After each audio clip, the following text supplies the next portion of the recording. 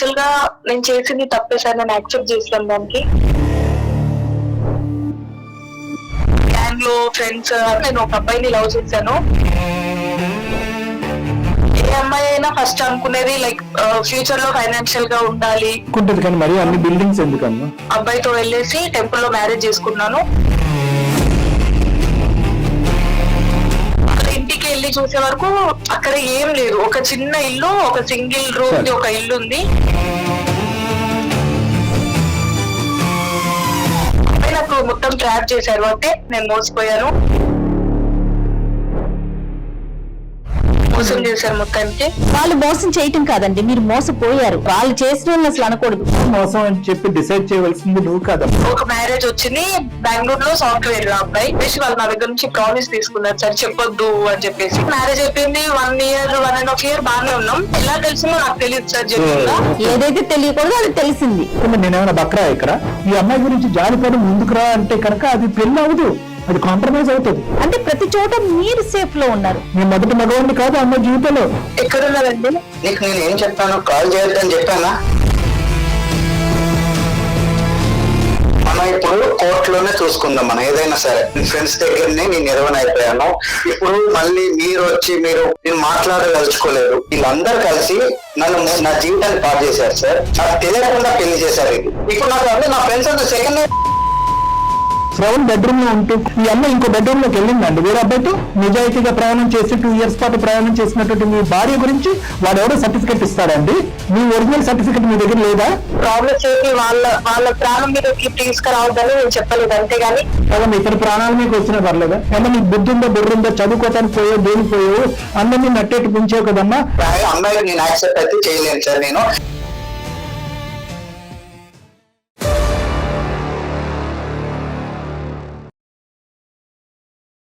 Anu's skin and hair clinic సమర్పించు అందమైన జీవితం కార్యక్రమానికి స్వాగతం. నమస్తే కళ్యాణ్ గారు. కళ్యాణ్ గారు, మహతి అనే ఒక అమ్మాయి మనకు మెయిల్ చేశారండి. అసలు ఎలా ఎక్స్ప్లెయిన్ చేయాలో కూడా నాకు నిజంగా అర్థం కావట్లేదు. వైఫ్ అండ్ హస్బెండ్ ఇష్యూ అండి. తనకి ఏం చేయాలో అర్థం కాక మనకి మెయిల్ చేసిందండి. పేరు మహతి.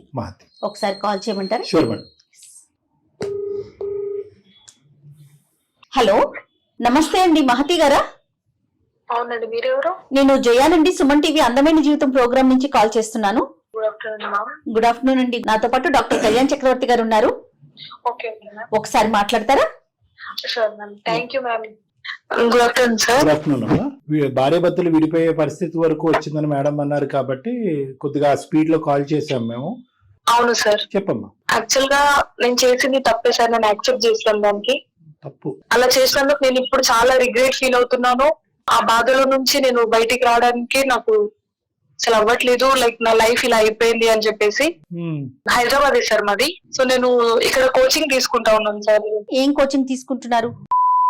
కోచింగ్ తీసుకుంటున్నాను. ఓ నైస్. ఓకే. లైక్ ఒక గ్యాంగ్ లో ఫ్రెండ్స్ అది ఇది. ఇంకా ఆ టైంలో నేను ఒక అబ్బాయిని లవ్ చేశాను. ఓకే. రిలేషన్ లో ఉండి 2-3 years బాగానే ఉన్నాం కలిసి. మా ఫాదర్ వచ్చేసి రిటైర్ ఎంప్లాయీ. ఓకే. ఫైనాన్షియల్ గా మేమంతా ఓకే. నాకు ఒక బ్రదర్.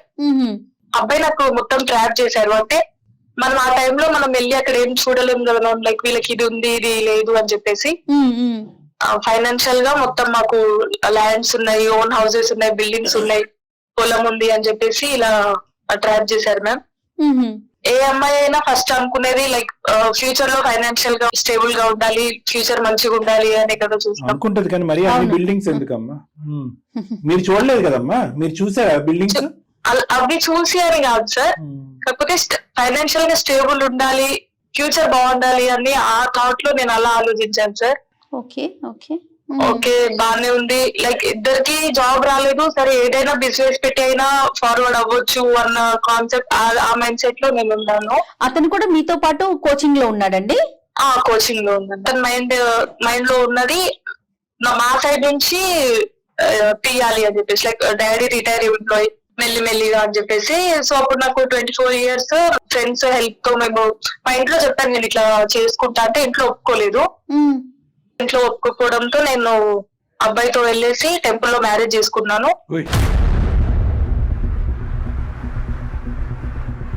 అమ్మ నీకు అప్పుడు ఎంత? 24 years సార్ అప్పుడు. 24 years కి మ్యారేజ్ చేసేసుకున్నావు. ఇంట్లో వాళ్ళు ఎలాగో ఒప్పుకోరు అనా లేదంటే ఒప్పించి? ఒప్పుకోరు, అడిగితే ఒప్పుకోలేదు సార్. ఫస్ట్ ఏమన్నారు మీ పేరెంట్స్?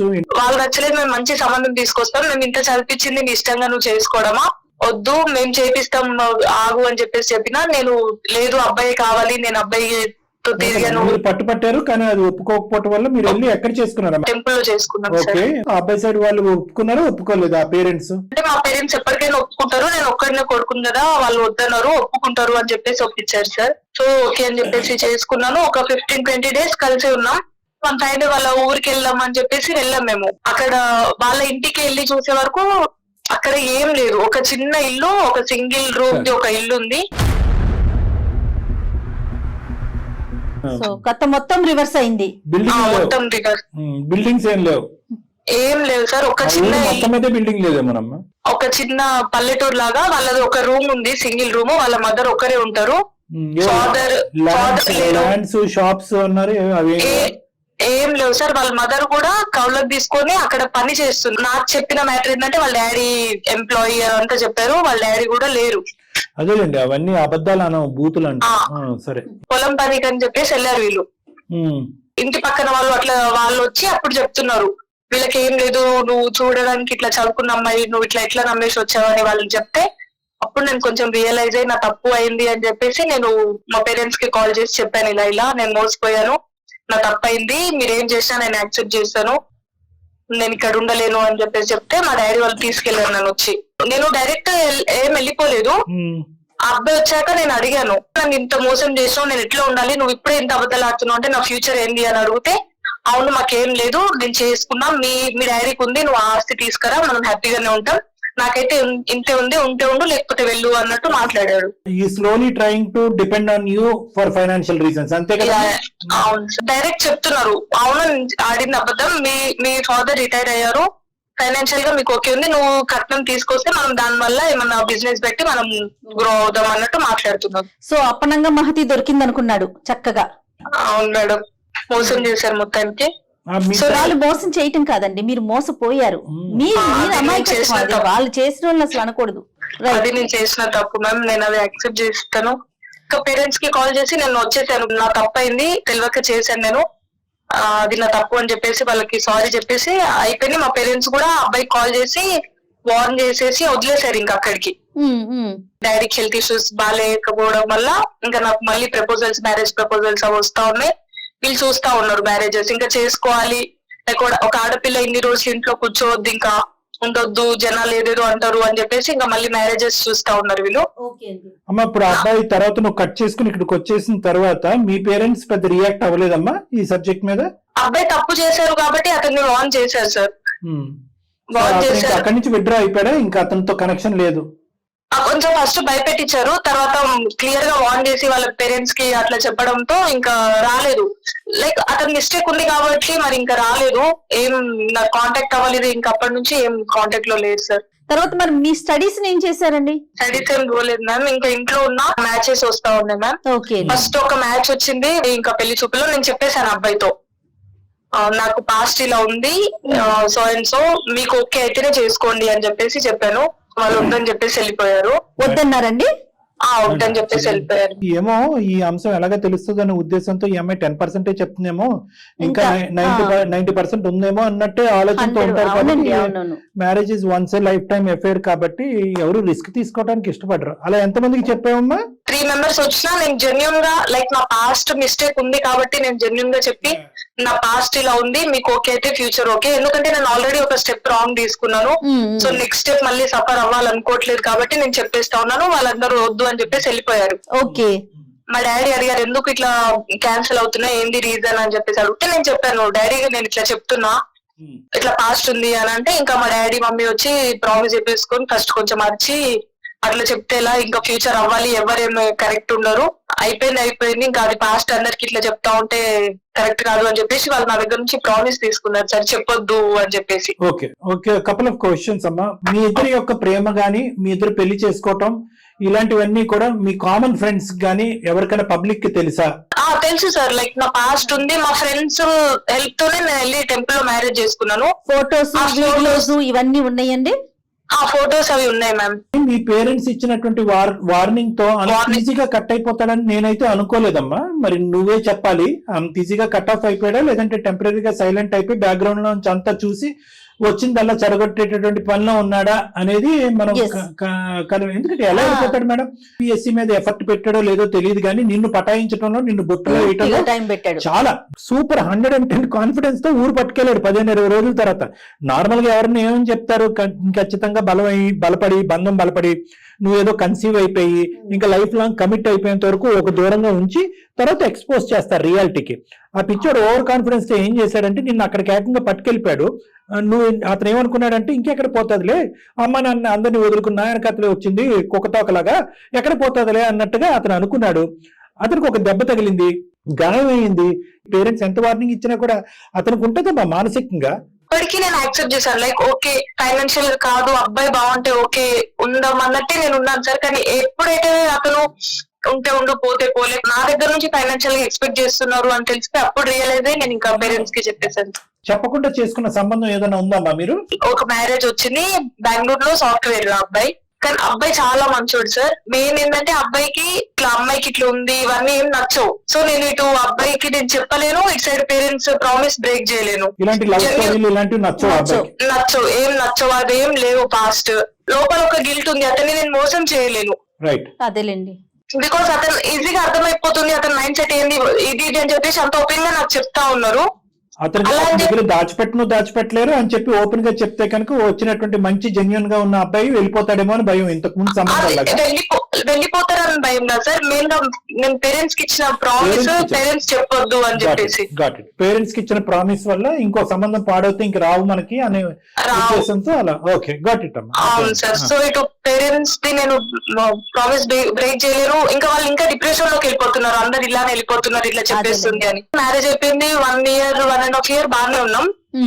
మ్యూచువల్స్ వల్ల సంథింగ్ ఒక ఎక్స్ పర్సన్ వల్ల ఎలా తెలిసిందో నాకు తెలియదు సార్. జెన్యూన్ గా ఏదైతే తెలియకూడదు అది తెలిసింది. ఇంటర్నల్ గా ఎంత సఫర్ అవుతున్నా, నేను ఎంత టార్చర్ అనుభవిస్తున్నా నా ఒక్కదానికే తెలుసు సార్ అది. బికాస్ నేను డైలీ ప్రేయర్ చేసేదాన్ని, లైక్ తెలియదు హ్యాపీగానే ఉన్నాం, నాకైతే ఏం లేకుండా బాగానే చూసుకుంటున్నారు, అంతా ఓకే ఫైన్ అంతా బాగానే ఉంది. కాకపోతే ఇది ఒక్క చిన్న మిస్టేక్, చిన్నది కాదు, లైక్ నేను యాక్సెప్ట్ చేశాను ఈ మిస్టేక్ వల్ల నా ఫ్యూచర్ మళ్ళీ ఏమైతుందో అని చెప్పేసి అదొక భయం ఉండిపోయింది నాకు. మీరు నేను చెప్పలేదు అనే ఆ ఫీల్ ఉందండి, ఆ గిల్ట్ ఉందా మీకు? గిల్ట్ తోనే బతుకుతా ఉన్నాను మ్యామ్. నేను ఎప్పటికైనా చెప్తాం అనుకున్నావమ్మా నీ లైఫ్ లో? మొత్తానికి అర్థం చేసుకుంటారు, ఓకే ఫైన్ ఇట్లా పాస్ట్ అట్లాంటి సిచ్యువేషన్ వచ్చి నేను చెప్పేదాన్నేమో సార్. సమయం రావాలి, ఒక సందర్భం రావాలి, బాండింగ్ అనేది పెరిగి ఒక పెద్ద 10 మేడలు కట్టాలి, అప్పుడు చెప్తామని మీరు అనుకున్నారు. కానీ అతని ఉద్దేశం ఏంటి? మిస్టేక్ ఉంటేనే ఇంకా దాచిపెట్టారు అని ఆ ఫీలింగ్ వచ్చేసింది సార్ ఇప్పుడు మొత్తానికి. ఓకే, ఆ ఫొటోస్ వచ్చాయి, ఎవిడెన్సెస్ కూడా విత్ ఫొటోస్ వచ్చాయి సార్. బిహేవియర్ లో అలా చేంజ్ వచ్చేసింది. సో నేను నాకు అర్థమైపోయి నేను అడుగుతా ఉన్నా, ఎందుకు అట్లా బిహేవ్ చేస్తున్నావు, ఏమైంది, మన ప్రాబ్లమ్ ఏంది అని అడుగుతా ఉంటే ఇంకా చెప్పేసారు ఇట్లుంది నా దగ్గర ఇట్లా దాబెట్టారు అని చెప్పేసి నాకు చెప్పారు. ఇంకా అవును అది నా తప్పు అయిపోయింది, నేను చెప్పొద్దు అన్న ఇంటెన్షన్ తో ఆ ఉద్దేశంతో నేను చెప్పకుండా లేను. ఆల్రెడీ నాకు పాస్ట్ ఇట్లా 3 ఇట్లా అయిపోయాయి, సో వాళ్ళు డిప్రెషన్ లోకి వెళ్ళిపోతున్నారు, అది ఒక్కటే. కానీ నాకు ఇప్పటికీ ఆ బాధ ఉంది, మీకు మోసం చేస్తున్నా అన్న అదే నాకు 1.5 year నుంచి నేను అదే క్యారీ ఫార్వర్డ్ చేస్తా ఉన్నాను లోపల. నేను కూడా ఫ్రీగా ఉండలేకపోతున్నాను అని ఇంకా నేను ఓపెన్ అవ్వడంతో. పెళ్ళైనటువంటి అంశానికి రియాక్ట్ అయ్యాడా లేదా అంటే అన్నిటికీ రియాక్ట్ అవుతాడులేండి, కానీ నేను అనేది ఏంటంటే లేదా ఇంతకాలం దాచిపెట్టావు అనే దాని గురించా, లేదా అతని కాన్సెప్ట్ లో ఈ లవ్ స్టోరీలు లవ్ మ్యారేజెస్ అనేది అసలు చాలా అసహించుకునేటటువంటి మనస్తత్వం అతనికి ఉంది కాబట్టి ఏదైతే ఉండకూడదో తన భార్యలో అది వచ్చిందనా, దేని గురించి అతను బాధపడ్డాడు? ఇంకా మిక్స్డ్ సార్, అన్ని చెప్తా ఉన్నారు, ఫుల్ డిప్రెషన్ లోకి వెళ్ళిపోయి ఫైనల్ గా ఏమంటున్నారు, అతను విడాకులు అంటున్నారు సార్. కానీ అది ఇటు పేరెంట్స్ కి తెలియక, ఇటు నా సైడ్ నుంచి బ్యాడ్ గా పోర్ట్రేట్ చేయక ఒక అండర్స్టాండింగ్ తో ఏదైనా చేయాలి అని విడాకులు అని అడుగుతున్నారు సార్. ఇప్పుడు ఈ వార్త అతనికి తెలిసి మీ ఇద్దరి మధ్యన మాటలు లేకపోవడం అనేది ఎన్ని రోజులు బట్టి? ఒక 4 months అవుతుంది సార్. ఉంటున్నాం కానీ మాట్లాడట్లేదు, కానీ చాలా డిప్రెషన్ లోకి వెళ్ళిపోయి బాధపడతా. నేను ఎంత అర్థం చేయడానికి చెప్తున్నా కూడా నా లైఫ్ లో ఇంకా అతను లేరు, నేను ఇప్పుడు జెన్యూన్ గానే ఉన్నాను, నా మిస్టేక్ నేను అర్థం చేసుకుంటాను ఎంత చెప్పినా కూడా అతను అది అర్థం చేసుకోలేకపోతున్నారు సార్. అమ్మ, ఈ వార్త అతనికి తీసుకొచ్చింది ఎవరు అనేది మీకు తెలుసా అమ్మా? మీ ఎక్సా లేదంటే వేరే వాళ్ళు ఎవరన్నా? అది అవేం చెప్పలేదు సార్. నేను అడిగాను, ఇంకా ఇప్పుడు తెలిసిపోయిందని మీరు భయపడుతున్నారా మీరు అట్లా అడుగుతున్నారు సార్. నేను ఇంకా అదేం నేను పట్టించుకోలేదు. నేనే యాక్సెప్ట్ చేస్తున్నాను. ఓకే, ఎప్పటికైనా తెలియడమే. మల్టిపుల్ మిస్టేక్స్ అమ్మా, అదైతే మాత్రం నువ్వు ఓపెన్ హార్టెడ్ గా యాక్సెప్ట్ చేయాలి. నేను లోపల కుంగిపోతున్నాను, 1.5 year పాటు నేను బాధపడ్డాను, ఇప్పుడు కాకపోతే ఫ్యూచర్ చెప్దాం అనుకున్నాను, మీకు ఈ సబ్జెక్ట్ నచ్చదు కాబట్టి చెప్పలేదు, మా తల్లిదండ్రులకు చేసినటువంటి ప్రామిస్ వల్ల నేను మీకు చెప్పకుండా ఉన్నాను. ఇవన్నీ కూడా మిమ్మల్ని మీరు సముదాయించుకోవడానికి ఉపయోగపడేటటువంటి కారణాలే గాని ఆ పెద్ద గీత ముందు చిన్న గీత, చేయదు నిజం ముందు మీ కారణాలు అనేవి సరిపోవు. ఇలాంటి భయంకరమైనటువంటి నిజాలు బయట వ్యక్తుల ద్వారా భార్యకు గాని భర్తకు గాని తెలిసినప్పుడు దయచేసి సంజాయిషీలు చెప్తూ అపాలజీ అడిగేటటువంటి ప్రయత్నం చేయకండి. కారణాలు ఉన్నాయి కాబట్టి నేను చేసిన తప్పు కాదు, కానీ నీ మనస్సాక్షికి సారీ కావాలి కాబట్టి నేను సారీ చెప్తున్నట్టు ఉంటాను. సో ఎప్పుడు కూడా it is a unconditional apology. ముగ్గురు వ్యక్తులకి ఎందుకు చెప్పావు, నేనేం దుర్మార్గత్వం చేశాను కాబట్టి నాకెందుకు చెప్పకుండా నేనేమైనా బక్రా ఇక్కడ అనేటటువంటి ఫీలింగ్ అతనికి ఉంటుంది. ఒకవేళ చెప్తే యాక్సెప్ట్ చేసేవాన్నేమో అనే థాట్ కూడా వస్తుంది కదండి. అసలు ఈ సబ్జెక్టే నచ్చినటువంటి ఒక వ్యక్తి ఈ అమ్మాయి మ్యారేజ్ జరిగింది. చాలా చేదు అనుభవం, వెన్నుపోటు లాంటిది ఇది. Is a victim here. నువ్వు విక్టిమ్ కాదు, నీ విక్టిమ్ పొజిషన్ ఆల్రెడీ అయిపోయింది. వాడిని ఎవరినో అయితే కనుక స్వయంకృతపాత్యం అన్నట్టుగా నీ చేతులారా వెళ్ళి ఒక ఊపిలో దిగేవు చూడు, దాని యొక్క పరిణామం ఇదంతా అది నువ్వు చేసుకున్న దానికి, నువ్వు చేసిన తప్పుకి నువ్వు అనుభవించినటువంటి శిక్ష. ఇది ఏ తప్పు చేయనటువంటి వ్యక్తి అనుభవించేటటువంటి శిక్ష ఇది. But why should your husband suffer for no reason? ఈ విధాలుగా మెంటల్ గా ప్రిపేర్ అవ్వాలి. మీకు అనిపించచ్చు ఈ రోజు, అరే ఇంత మంచి మనిషిని నేను చేతులారా పోగొట్టుకున్నానే అని చెప్పి. ఇదే మంచి మనిషి ఈ వార్త అప్పుడు చెప్పుంటే నీ జీవితంలోకి వచ్చుండేవాడు కాదు. అదే స్టాండ్స్ లోకి మీరు మళ్ళీ వెళ్ళాలి. అతను మానసికంగా సెట్ అవుతే కనుక ముందుకు వస్తాడు, రాకపోతే కనుక పెళ్లి చూపులప్పుడే తెలిసినటువంటి వార్తలాగా నువ్వు ఈ సబ్జెక్ట్ ను మర్చిపోవలసి వస్తుంది. అంతే మార్గమా డాక్టర్ గారు? అంటే నేను చెప్తున్నా, బోత్ ఆప్షన్స్ ఓపెన్ చేసుకోమంటున్నాను. అన్లెస్ అండ్ అంటే ఆ అబ్బాయి యొక్క మన అబ్బాయితో మాట్లాడకముందే ఈ అమ్మాయికి 2 ఆప్షన్స్ ఇస్తున్నాను మేడం. కొంతమంది హస్బెండ్స్ చాలా ఇంపార్టెన్స్ ఇచ్చేటటువంటిది ఏంటంటే, 2 రకాలు ఉంటారు, 2 రకాల హస్బెండ్స్. వాళ్ళు ఏంటంటే, ఒకరు నీకు నేను తప్ప నీ జీవితంలో ఎవరు ఇంతకు ముందు ఉండకూడదు, ఇప్పుడు ఉండకూడదు. ఎందుకంటే అది ఒక మానసిక పరమైనటువంటి పరిస్థితి, సామాజిక పరమైన అంశం అంటారు. అదేంటంటే గతం కదా, ఈ రోజుల్లో బ్రాడ్ మైండెడ్ గా ఉండాలి కదా అని మీరు అనొచ్చు. కానీ కొంతమంది ఆ మైండ్ సెట్ లో ఉంటారు. ఇక్కడ ఈ అమ్మాయి ఏంటంటే 2వ అంశం కూడా చూపెట్టేస్తుంది అతనికి. ఏంటి, నేను ఒక వ్యక్తితో కలిసి ప్రయాణం చేయటం కాదు, ఆబ్వియస్లీ పెళ్లి చేసుకోవటం, శారీరకపరమైనటువంటి ఫిజికల్ ఇంటమసీ. ఈ రోజు అతన్ని నీ వ్యక్తిత్వాన్ని చంపుకుని నీ యొక్క కండిషన్స్, నీ యొక్క ప్రక్రియలన్నీ చంపుకుని వెనక్కి పెట్టేసి ఈ అమ్మాయి గురించి జాలిపడి ముందుకు రా అంటే కనుక అది పెళ్లి అవ్వదు, అది కాంప్రమైజ్ అవుతుంది. నేను ఎందుకు ఇది 2 వైపులు మాట్లాడుతున్నానంటే మేడం, అటువంటి పెళ్లిలో ఈ అమ్మాయి హ్యాపీగా ఉండదు, ఆ అబ్బాయి హ్యాపీగా ఉండడు. ఒకవేళ మనం కాంప్రమైజ్ చేసినా, మీరు మాట్లాడినా కూడా తనంతట తనకు ఇష్టంగా రాకపోతే అనవసరం అంటాను, ముందుకు వెళ్ళలేరు. ఒకప్పుడు ప్రయాణం చేసినా కూడా ఆ గాయం అంత త్వరగా మానదు, అంత తొందరగా మారదు. ఎందుకంటే ఇక్కడ మోసం, అతని అభిప్రాయానికి వ్యతిరేకం, అతని వ్యక్తిత్వానికి వ్యతిరేకం. ఎలాంటి ఆడపిల్ల అయితే అతని జీవితంలో రాకూడదు అని అతను అనుకున్నాడో అటువంటి ఆడపిల్ల ప్రతిరోజు అదే వంటగదిలో, అదే బెడ్రూమ్ లో కూర్చోవటం అనేది ఎంతవరకు అతను యాక్సెప్ట్ చేయగలడు. సో ఇది ఇంతకు ముందు మనం చేసినటువంటి ఎపిసోడ్స్ లా కాకుండా క్రాస్ సెక్షనల్ గానే ఈ ప్లాట్ఫామ్ మీదే నానా బంగారం ఇది అది అని చెప్పి చేయలేము. ఇది మనసుకు తగిలినటువంటి లోతైనటువంటి గాయం కాబట్టి ఫస్ట్ అతను ఎంతవరకు దీన్ని యాక్సెప్ట్ చేస్తాడు మన ఇంటర్వెన్షన్ అనేది కూడా క్వశ్చన్ మార్క్. రైట్. సో మహతిని మీరు ముందుగానే ప్రిపేర్ అవ్వమంటున్నాను, మెంటల్ గా ప్రిపేర్. సార్ నేను యాక్సెప్ట్ చేస్తాను సార్, నేను చేసింది తప్పే, కానీ అతన్ని నేనేం మోసం చేయలేదు సార్.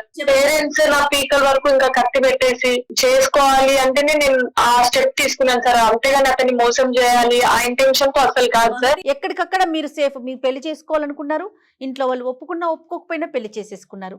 అక్కడ సిచ్యువేషన్ ఒక 15 రోజులు మాత్రమే ఉన్నారు. అతని ప్రేమని మరి ఎంత మాత్రం చూసారు, ఏమో పరిస్థితులు బాగోలేదు, వచ్చేసారు. తల్లిదండ్రులు నువ్వు చెప్పాల్సిందే, చెప్పి పెళ్లి చెప్తే పెళ్లి అవ్వదు, సో చెప్పొద్దు అన్నారు. చెప్పకుండా అంటే ప్రతి చోట మీరు సేఫ్ లో ఉన్నారు. తప్ప మోసం అని చెప్పి డిసైడ్ చేయవలసింది నువ్వు కాదమ్మా, అతను. మీరు అతని స్థానంలోకి వెళ్ళి ఒకసారి ఆలోచించండి అమ్మా. ఇదే వ్యక్తి ఇప్పుడు ఎవరితో అయితే మీరు ప్రేమించి పెళ్లి చేసుకుని జెన్యూన్, ఆనెస్ట్, సూపర్ మ్యాన్ అని అంటున్నారో, మొదటోళ్ళలాగా ఇతను కూడా ఉండుంటే కనుక మీరు 2 నిమిషాలు కూడా ఆలోచించరు.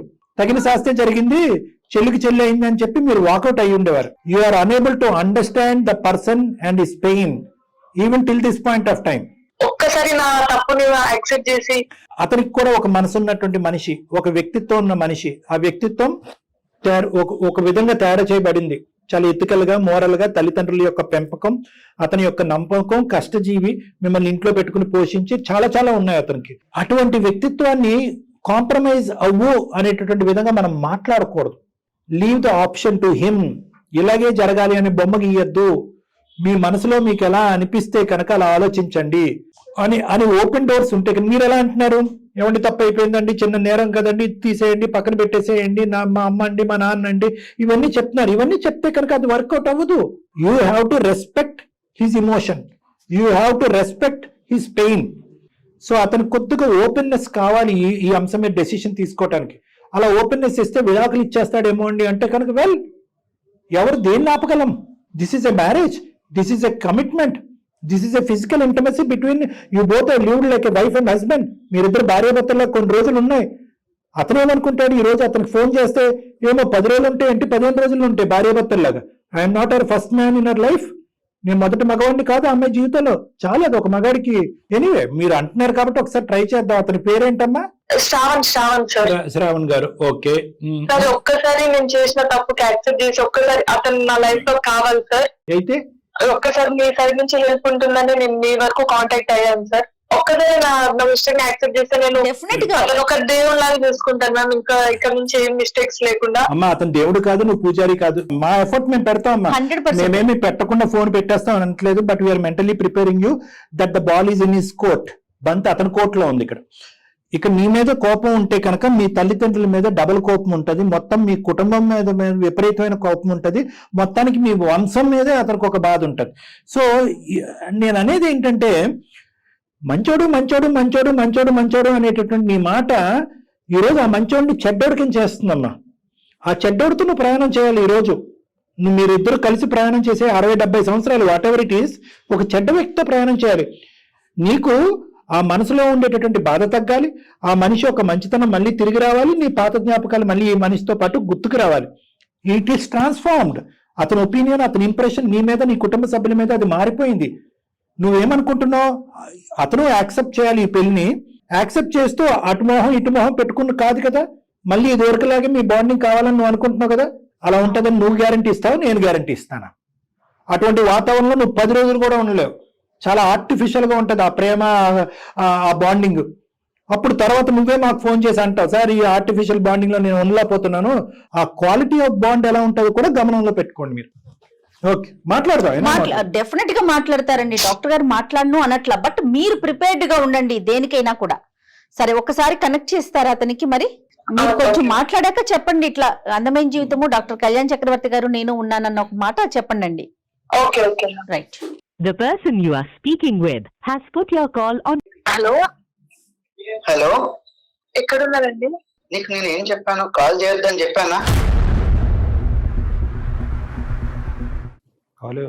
ఒకటే చెప్తున్నా నీకు, కోర్టులో మనం ఏదైనా సరే కోర్టులో చూసుకుందాం.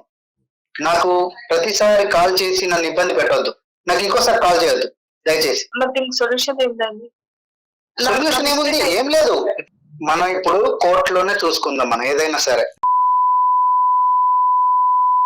సుమన్ టీవీ నుంచి నేను అందమైన జీవితానికి మెయిల్ చేశాను. ఒక్కసారి సార్ వాళ్ళు మాట్లాడతారట, ఒక్కసారి మాట్లాడండి. కాదు, ఇప్పటికే తెలిసి దగ్గర తగ్గిపోయింది. ఇప్పుడు మళ్ళీ పబ్లిక్ అంతా మొత్తం తెలిసేలాగా చేస్తావా మన సంసారాన్ని? శ్రావణ్ గారు నమస్తే సార్. డాక్టర్ కళ్యాణ్ చక్రవర్తి అండి. మన సీనియర్ హోస్ట్ జయ మేడం కూడా ఇక్కడ ఉన్నారు. ఒక రాయి విసురుతున్నాం అంతే ఇక్కడ మేము. అసలు ఏమీ కూడా ఇలా జరుగుతుంది అనేటటువంటి ఉద్దేశంతో గానీ, ఇలా జరగాలి అనే ఆలోచనతో గానీ మేము మొదలు పెట్టినటువంటి ఒక ఎపిసోడ్ లో, ఎన్నో ఎపిసోడ్ లో ఇది ఒకటి, చాలా తక్కువ ఎపిసోడ్ లో ఇది ఒకటి. అంటే ఇక్కడ మీరెంత మనస్తాపం చెందుంటారు, మీరెంత భావోద్రేకానికి లోనై ఉంటారు, ఎంత బాధపడి ఎంత కుంగిపోయి ఉంటారు అనేటటువంటిది ఆ అమ్మాయికి ఇప్పటి వరకు ఎంత అర్థమైందో లేదో మాకు తెలియదు. కానీ మేమైతే మాత్రం చాలా విడమర్చి చాలా వివరంగా అమ్మాయికి తెలియపరచడం జరిగింది. సో దయచేసి ఒక్క 2 నిమిషాలు మీ భావన ఏంటి, మీ ఆలోచన ఏంటి, మీ బాధ ఏంటి అనేది ఒక్కసారి మేము వినాలి అని అనుకుంటున్నాం. తర్వాత ఫలితం ఎలా ఉంటుంది, దీన్ని ఏ విధంగా తీసుకెళ్దాం అనేది భగవంతుడి నిర్ణయం. ఫ్రెండ్స్ దగ్గరనే నేను నిర్వహణ. ఇప్పుడు మళ్ళీ మీరు క్షమించాలి. నేను మాట్లాడదలుచుకోలేదు. ఇదేమి మన పరిష్కారం అయిపో లేదంటే ఏదో జరిగిపోద్దని అనే నమ్మకం కూడా నాకు లేదు. ఇది మీ వ్యక్తిత్వానికి, మీ ఆలోచనకి, మీ భవిష్యత్తుకు సంబంధించిన అంశము. మీరు మానసికంగా ప్రశాంతంగా ఉండాలంటే అల్టిమేట్ గా ఏది చేయాలో అదే చేద్దాము. మై ఓన్లీ రిక్వెస్ట్ ఈస్ అసలు మీరు ఎలా ఉన్నారు అనేదన్నా మాకు వివరించండి. అసలు ఇక్కడ జరిగినటువంటి మోసం ఏంటనేది కూడా మీ నోటి ద్వారా మేము వినాలనుకుంటున్నాం. నాకు తెలియకుండా ఇంతకు ముందే మ్యారేజ్ అయింది. నాకు ఒక మాట చెప్తే నేను ఏదో యాక్సెప్ట్ చేసిన తర్వాత విషయం, ఒక ఫ్రెండ్ ద్వారా నాకు తెలిసింది ఈ విషయం. తెలిసిన తర్వాత నేనే షాక్ అయిపోయినా. పేరెంట్స్ కానీ వీళ్ళందరూ కలిసి నా జీవితాన్ని పాడు చేశారు సార్. నాకు తెలియకుండా పెళ్లి చేశారు. ఇది అక్కడ మీకు చెప్పుంటే ఏమై ఉండేది శ్రవణ్ గారు? ఒకప్పుడు మీకు చెప్పారు అనుకోండి, అప్పుడు ఏం జరుగుండేది?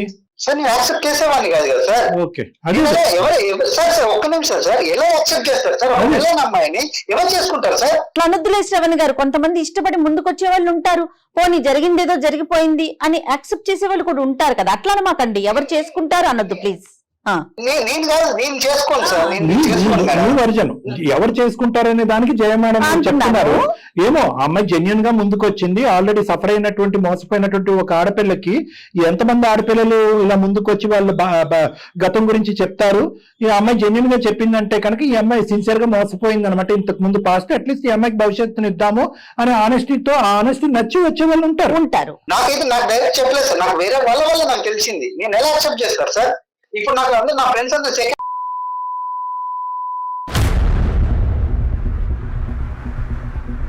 ఎలా సార్ వాళ్ళ ముందు ఎలా తలెత్తుకోవాలి నేను? ఎటువంటి స్నేహితుడు వచ్చి ఒక ఆడపిల్ల యొక్క పచ్చని జీవితంలో ఇలా నిప్పులు పోస్తాడండి? ఇది నెంబర్ 1. ఎవడండి వాడు చెప్పాడు? ఓకే, మీరు ఈ అమ్మాయితో కంటిన్యూ అవుతారా కంటిన్యూ అవరా అనేటటువంటిది సెకండరీ ఇష్యూ. వాడికి ఎంత దరిద్ర కొట్టి సెకండరీ ఎజెండా ఉంటే కనుక హ్యాపీగా ఉన్నటువంటి ఒక జీవితంలోకి వచ్చారో నీకు తెలుసా, నువ్వు ఫస్ట్ కాదు నువ్వు సెకండ్. ఆ అమ్మాయికి ఆల్రెడీ పెళ్లి అయిపోయింది, పెళ్లి చేసి మోసం అంటే ఈ అమ్మాయిని సపోర్ట్ చేసుకుంటున్నావు, ఈ అమ్మాయిని తరపున నిలబడవు నేను మాట్లాడట్లేదండి. అటువైపు వచ్చి ఇలా మాట్లాడేటటువంటి ఎటువంటి వ్యక్తి యొక్క మాటలు మీరు విన్నారు అనేది ఒకటి నేను చెప్పాలనుకుంటున్నాను. ఈ రోజు 1.5-2 years పాటు మీరిద్దరు చాలా జెన్యున్ గా, చాలా హ్యాపీగా, చాలా సంతోషంగా మీరిద్దరు జీవించారు. అవునా కాదా అండి? అవును సార్. దానికి ఒక నెంబర్ ఏంటి? సెకండ్, థర్డ్ అంటే నేనేమంటున్నానంటే లోకల్ కాకలండి. వీళ్ళందరి మాటల్లోకి, ఈ మాటల గారెడ్లోకి మీరు వెళ్ళకండి. నువ్వు సెకండ్ రా, నువ్వు థర్డ్ రా, నువ్వు మోసపోయావురా అంటే కనుక ఈ రోజు తప్పుగా అనుకోకండి. శ్రవణ్ బెడ్రూమ్ లో ఉంటూ ఈ అమ్మాయి ఇంకో బెడ్రూమ్ లోకి వెళ్ళిందండి వేరే అబ్బాయితో. నా లెక్క ప్రకారం అది మోసం అండి, అది అన్యాయం. అయినా కానీ నేను మీ భార్యని సమర్థించట్లేదు. మీ ఒపీనియన్ మీకు, మీ ఇంట్రెస్ట్ మీకు.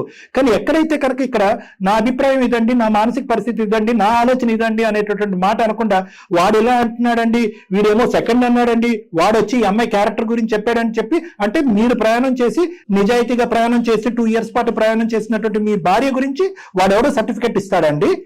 మీ ఒరిజినల్ సర్టిఫికెట్ మీ దగ్గర లేదా? వాళ్ళ పేరెంట్స్ చెప్పారా మీతో ఏమన్నా? వాళ్ళ పేరెంట్స్ నాకేం చెప్పలేదండి. వాళ్ళు అలాగే దాచిపెట్టారు. ఎందుకంటే వాళ్ళ అమ్మా నాన్న మోసం చేశారు, ఈ అమ్మాయి నన్ను మోసం చేసింది. నేను యాక్సెప్ట్ చేయలేకపోతున్నాను సార్. దయచేసి నేను చేసింది తప్పే అండి. నువ్వు మాట్లాడొద్దు. నేను చేసిన తప్పు ఒకటి, నా పాస్ట్ చెప్పలేదు. అది కూడా పేరెంట్స్ కి ప్రామిస్ చేసి వాళ్ళ ప్రాణం మీదకి తీసుకురావద్దని నేను చెప్పలేదు. అంతేగాని పర్సనల్ గా మీరు నాతో 1.5 years కదా, మీ ఇతర ప్రాణాలు మీకు వచ్చినా పర్లేదా? పాపం 1, పాపం 2 అని అంటాను. ఇద్దరు పాపమే ఇక్కడ.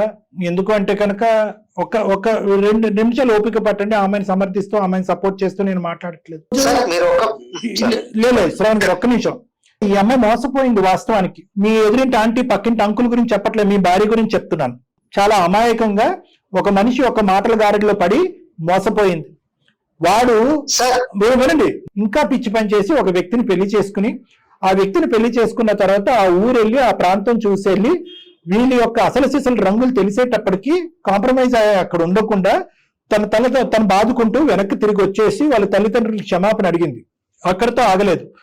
నిజంగా ఈ అమ్మాయి మోసం చేసేటటువంటి అమ్మాయి, నిజంగా కావాలని మీ గొంతు కోసి మిమ్మల్ని మోసం చేసి ఏదో మభ్యపెట్టి మాయ చేసేటటువంటి ఉద్దేశం ఈ అమ్మాయికి ఉండుంటే, మొదటి సంబంధం, పెళ్లి చూపుల మొదటి సంబంధం ఎక్కడైతే వచ్చుంటుందో అక్కడే మోసం చేసి ఉండేది కదండి. ఆ వ్యక్తికి వాడు నేను కాదు, నేను వాడు కాదు కాబట్టి వాడి గురించి నాకెందుకండి మీరు అనొచ్చు.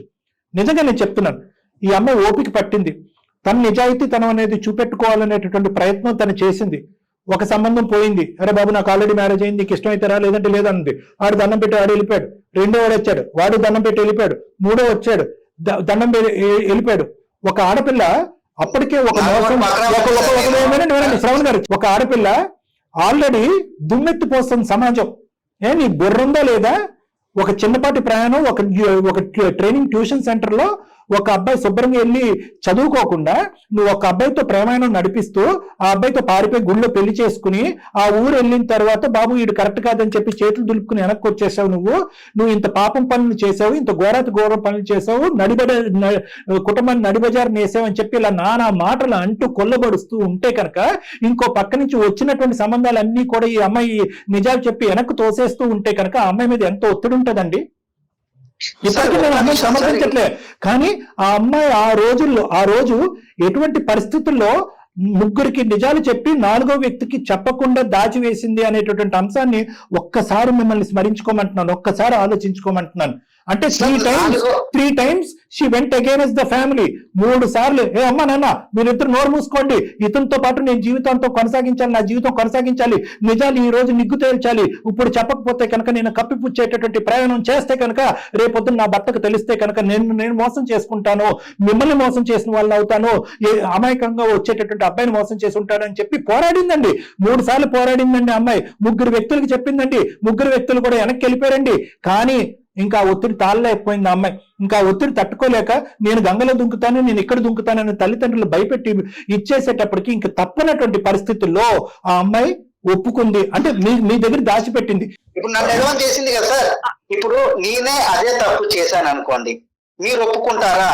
ఇందాక తప్పుడు మాట అంటున్నారు, సపోర్టివ్ గా మాట్లాడట్లేదు. ఆ అమ్మాయి ఆ టైంలో సమాజం అంతటిని ఎదుర్కొని కొంతవరకు పోరాడి ఫైనల్ గా గివప్ ఇచ్చింది. ఎన్ని సంబంధాలు నువ్వు పోగొట్టుకుంటావు? ఆల్రెడీ ఒక పాపం చేసి ఒక పద్ధతి కానటువంటి ఒక పనిని చేసి కుటుంబాన్ని రోడ్డుకేసావు, ఏదో పెళ్లి చేసుకుని ఇప్పటికైనా కుటుంబ గౌరవం కాపాడు అని చెప్పి 4 దిక్కుల్లో 4 బాణాలు వేసేటప్పటికి ఆ ఒత్తిడి తాళలేక మీ దగ్గర దాచిపెట్టి చేసుకుందని చెప్పి ఆ అమ్మాయి పొజిషన్ నేను మీకు చెప్తున్నాను. దాని సారాంశం మీరు ఎలా తీసుకుంటారనేది మీ ఇష్టం. Number 1. Number 2, let me finish. అదే పరిస్థితిలో నేను ఉంటే డాక్టర్ గారు ఇదే చెప్తారంటే అబ్సల్యూట్లీ నేను ఇదే చెప్తానండి. ఎందుకు అంటే కనుక ఆ పెళ్లి అనేటటువంటి ఒక సబ్జెక్టు ఒక కావాలనుకుని ప్రేమించేసుకుని అన్ని చోట్ల తిరిగేసి నీ దారి నీది, నా దారి అనుకునేటటువంటి ఆ పెళ్లి కాదు ఈ పెళ్లిలో ఏమొచ్చి ఈ అమ్మాయి మనస్ఫూర్తిగా ఒక మనిషిని నమ్మింది, మనస్ఫూర్తిగా ఒక మనిషిని ప్రేమించింది, అతనే జీవిత భాగస్వామ్యం అనుకుంది. తల్లిదండ్రులు అంగీకరించకపోతే ఇతనితో పాటే జీవితంతో నేను ప్రయాణం చేస్తాను అనే మంచి ఉద్దేశంతో వెళ్ళినటువంటి ఒక ఆడపిల్ల గొంతుకు ఒక దుర్మార్గుడు కోసాడు. మోసపోయింది. మీరు అనొచ్చు ఈ రోజు ఎలా నమ్మిందండి అని. మేము అమ్మాయికి చివాట్లు వేసాం ఇందాక మిమ్మల్ని ఫోన్ కలవకముందు. ఏమన్నా నీకు బుద్ధి ఉందా, బుర్ర ఉందా, చదువుకోవటానికి పోయావు, దేనికి పోయావు, అందరినీ నట్టేట్టు ముంచావు కదమ్మా అని చెప్పి ఇందాక కూడా మేము చెప్పాం. కానీ at the end of the day ఆ సబ్జెక్ట్ యొక్క సారాంశం ఏంటంటే ఆ అమ్మాయి గుడ్డిగా ఒక వ్యక్తిని నమ్మి మోసపోయింది. ఇప్పుడు గుడ్డిగా నమ్మి మోసపోవడానికి ఆమె అన్ఎడ్యుకేటెడ్ కాదు కదా సార్, చదువుకున్న అమ్మాయి కదా. ఎడ్యుకేషన్ నిజంగా అలాంటి వాటికి అన్నిటికీ ఇమ్యూనిటీ వ్యాక్సినేషన్ ఇస్తే కనుక అసలు మోసం జరగదండి. ఏవయ్యా నువ్వు జీవితాంతం మోసపోకూడదు అంటే కనుక నువ్వు బీకామ్ చదివిన తర్వాత ఎంకామ్ చేయి, లేదంటే బీబీఏ తర్వాత ఎంబీఏ చేయి అని చెప్పొచ్చు. అవి కాదు కదండి, చదువు అలాంటిది కాదు కదా. మోసపోవటానికి అవతలి యొక్క ఒక చాకచక్యం, అవతలి వ్యక్తి యొక్క గుంటనొక్క తెలివితేటలు, అవతలి యొక్క వ్యక్తి యొక్క మోసపూరితనం, ఆ ముగ్గురులో నేను ఒకరిని అయి ఉంటే నేను సంతోషించేవాడిని అని చెప్పి మీరు అనొచ్చు. ఇప్పుడు కోర్టులను చూసుకుందామని అమ్మాయికి చెప్పి అమ్మాయికి నేను యాక్సెప్ట్ అయితే చేయలేను సార్. నేను నిజాయితీగా చిన్నప్పటి నుంచి చాలా నిజాయితీగా పెరిగాను, అలాగే బ్రతకాలని అనుకుంటున్నా. మీరు నన్ను మూర్ఖుడు అనుకోండి, పిచ్చోడు అనుకోండి, ఏదైనా అనుకోండి సార్, నేనైతే యాక్సెప్ట్ చేయలేను సార్. డాక్టర్ గారు మాట్లాడిందంతా మళ్ళీ మీరు రీకలెక్ట్ చేసుకున్నాక ఆలోచించే అవకాశం ఉందా? అంతకంటే ఎక్కువ మాట్లాడలేను సార్. Thank you. అది కాదండి. అది కాదు శ్రవణ్ గారు హలో, పెట్టేశారమ్మాయినా? మేడం అందుకే ముందే 2 పాయింట్లు చెప్పారు మీకు, మీరు ప్రిపేర్డ్ గా ఉండండి అని చెప్పేసి. నా వంతు ప్రయత్నం నేను చేశానమ్మా. మాక్సిమం నేను ఫస్ట్ ఆఫ్ ఆల్ ఏంటంటే అతనికి ఏం చెప్పానంటే నువ్వు ఎటువంటి పరిస్థితుల్లో అక్కడి నుంచి బయటపడ్డావు అన్నది చెప్పాను. రెండోసారి ఏమని చెప్పాను అంటే కనుక ముగ్గురుతో నిజం చెప్పినటువంటి అమ్మాయి నీతోనే ఎందుకు అబద్ధం ఆడాలి, చెప్పాలి అంటే మొదటి వ్యక్తి దగ్గర నుంచి అబద్ధంతో ప్రయాణం చేయొచ్చు. నిజంగా ఆ ఉద్దేశం. ఎటువంటి ఒత్తిడి నువ్వు కుటుంబంలో తాళలేకపోయావు, ఎటువంటి పరిస్థితులు నువ్వు చూసావు, తల్లిదండ్రుల యొక్క థ్రెట్ గానీ బ్లాక్మెయిల్ గానీ తట్టుకోలేక నువ్వు ఎస్ చెప్పావు దాచిపెట్టడానికి అనేది కూడా అతనికి చెప్పా. కానీ ఇందాక నేను చెప్పినట్టుగా నీ భర్త యొక్క వ్యక్తిత్వం అనేది ఇప్పుడు Permanent అది. ఈ సంఘటన బట్టి కాదు మేడం, జయ మేడం, ఆ, ఈ సంఘటన బట్టి కాదమ్మా, అతని వ్యక్తిత్వంలోనే ఏంటంటే ఇలాంటి సంఘటనలు గాని ఇలాంటి వాటి అంశాలను గాని క్షమించేటటువంటి మనిషి ఆలోచనతో ఉండేటటువంటి వ్యక్తి కాదు. అలాంటి అంశాలని దరిదాపుల్లో గాని వాటి వాసన కూడా చూడనటువంటి వ్యక్తి. ఇది నెంబర్ 1. రెండోది ఏంటంటే, నేను నా భార్య నా కుటుంబం అనే సబ్జెక్ట్ కంటే ఊరు వాడ లోకము స్నేహితులు ఏమనుకుంటారు అనే అభిప్రాయానికి చాలా విలువనిచ్చేటటువంటి ఒక వ్యక్తి, ఒక వ్యక్తిత్వం. అందుగురించి నేను ఇందాక చెప్పినటువంటి మాటకు మళ్ళీ రివర్స్ గేర్ లో వెనక్కి వెళ్తున్నానమ్మా. ఇటువంటి వ్యక్తి ఈ రోజు మనం కౌన్సిలింగ్ చేసి రేపొద్దున లేదా నా క్లినిక్ వచ్చి నేను కౌన్సిలింగ్ చేసి అతను సముదాయించి నాయన బంగారం తండ్రి అని చెప్పి నీతో కలిపినా కూడా క్వాలిటీ ఆఫ్ లైఫ్ ఇక ముందు ఉండదు. ఎందుకంటే అతను అదే సైకిల్తో ఉంటాడు. నా వైఫ్ కరెక్ట్ లేదు, నా వైఫ్ అబద్ధం ఆడింది అనేటటువంటి ఆలోచనతోనే ఉంటావు. అటువంటి వాతావరణంలో నువ్వు సుఖపడవు, అతను సుఖపడ్డు, ఎవరూ హ్యాపీగా ఉంటారు. సో ఈ రోజు అతను అట్లీస్ట్ అతని అభిప్రాయాన్ని బలంగా చెప్పి ఫోన్ పెట్టేశాడు. దానికి నేను హ్యాపీగా ఉన్నాను. ఓకే సార్, ఆలోచిస్తాను సార్, అవునా సార్ అని అనుకుని మళ్ళీ తూతూ మంత్రంగా మళ్ళీ ఇందులో దిగేయడం, ప్రయాణం ముందుకెళ్ళింది అనుకోండి, మీ పడవ ఇలా ఊగుతూనే ఉంటుంది జీవితాంతం. సో నేనేమంటున్నానంటే అట్లీస్ట్ ఈజ్ కన్ఫర్మ్. నేను నిన్ను బాధపడమని అనట్లేదు, నీకు ఒకే మాట చెప్తున్నానమ్మా. నేను ఈ వ్యక్తికి కూడా అప్పుడే నేను నిజం చెప్పుంటే ఈ వ్యక్తి కూడా వెళ్ళిపోయి ఉండేవాడు. పోనీ అప్పుడే వెళ్ళిపోయి ఉండేవాడు. అప్పుడు వెళ్ళిపోవాల్సిన వ్యక్తి ఇప్పుడు వెళ్ళాడు. ఎటొచ్చి మధ్యలో ఒక పెళ్లి అనేది జరిగింది. సో దీని అంతటికి తప్పు ఎవరిదైనా ఉంది అంటే కనుక నేను బలంగా చెప్పాలి అనుకుంటే మీ పేరెంట్స్ది. ఏమో 7, 8 వ్యక్తి చేసుకుని ఉండేవాడేమో నిన్ను. అంత పేషెన్స్ లేకుండా వద్దమ్మా దాచిపెట్టేసే అంటే కనుక ఇదేమన్నా చిన్న అంశమా? మీ స్నేహితులందరూ వచ్చి దగ్గరుండి మీ పెళ్లి జరిపించారు. మీ మొత్తం ఇన్స్టిట్యూట్ లో అందరికీ తెలుసు. వాళ్ళ ఊరు వెళ్తే కనుక అబ్బాయి వాళ్ళ ఊర్లో అందరికీ తెలుసు. పోనీ ఆ అబ్బాయి సామరస్యంగా విత్డ్రా అయ్యాడా? కాదు. మీ నాన్న వెళ్ళి అతనికి వార్నింగ్ ఇచ్చి మళ్ళీ మా అమ్మాయి జీవితంలోకి ఎంటర్ అవ్వద్దంటే అతనికి అక్కడ రగిలిపోతూ ఉంటది. ఎవడో ఒక ఫ్రెండ్ పురమాయించాడు. ఆ day 1 చెప్పకుండా day 2 చెప్పకుండా 2 years తర్వాత చెప్పాడు. ఎప్పటికైనా ఈ బాంబు పేలవలసిందే.